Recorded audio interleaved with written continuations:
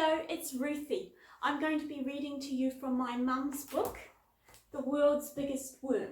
This book is rather special to my family because my mum is a writer and an artist, and my dad is a scientist. And the reason this book got written is my dad was actually working on the scientific project that this book is based around, something called Snowy 2.0, and it pops up on the news quite regularly in Australia, and whenever it does, my dad sits up very straight and looks quite pleased with himself because he used to work on it. So I shall read to you a little bit about the project in the front of the book, and then I shall read you the story.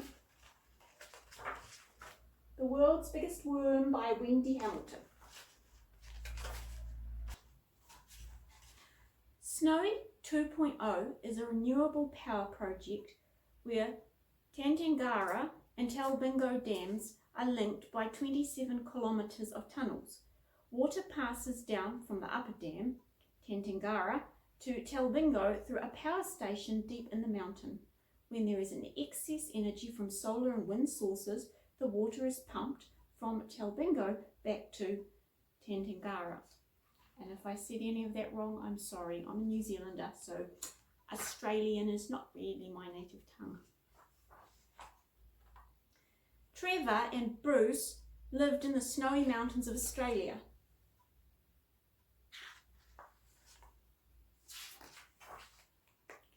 In summer, they spent their days doing snaky things. They hunted frogs.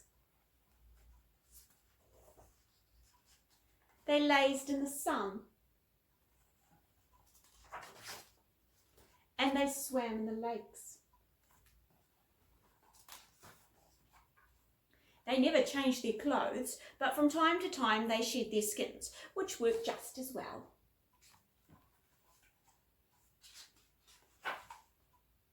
In winter, when the snow came, they found a hole in the ground and slept. Life was good, but every day was much like the day before, and the day before, and the day before that. Eventually, Bruce got sick of it.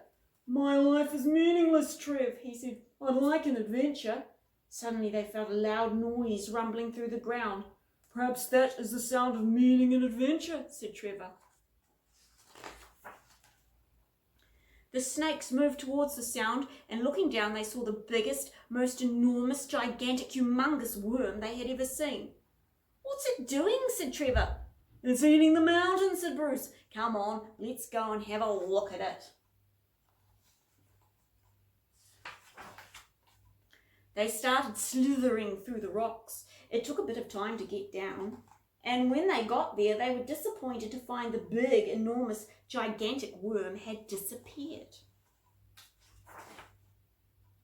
"Bother," said Trevor. "It's gone into that big, enormous, gigantic wormhole. Let's follow its trail to see where it goes," said Bruce. They were about to slide into the entrance when Trevor noticed something strange. "The worm is shedding its skin," he said, looking at the concrete rings lining the tunnel. "I don't think we should go in. The skin might fall on us." "Don't be silly," said Bruce, slithering into the tunnel. "Worms don't shed their skins. It's quite safe. That is worm poop." Trevor did not think worm poop sounded much better, but as the walls were very hard and strong, he followed his friend.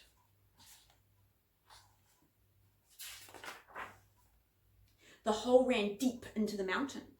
The snakes went down, down, down, until they came to a huge underground cavern.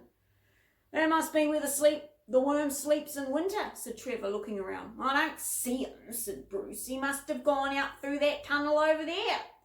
The snakes entered the new tunnel and followed it up, up, up, until at last they came out into the sunlight. "Where has he gone?" said Trevor. "He's dead," said Bruce, looking at the trucks carting parts of the tunnel boring machine away. "A big, gigantic, enormous worm who never sleeps and only eats dirt till he is broken up has lived a more meaningless life than us. I am done looking for adventure." "Good idea," said Trevor. "Nothing is as meaningful as catching frogs." But the snakes were wrong. While they went about their business day after day, people went down the tunnels and built a power station in the huge cavern in the middle of the mountain.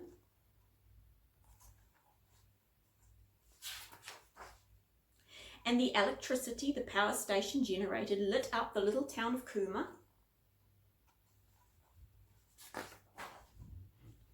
Lit up the big city of Canberra, and it lit up lots and lots of other cities across Australia.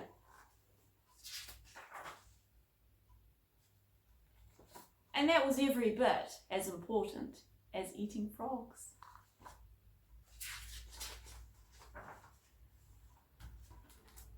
The end. Thank you for listening. Bye-bye.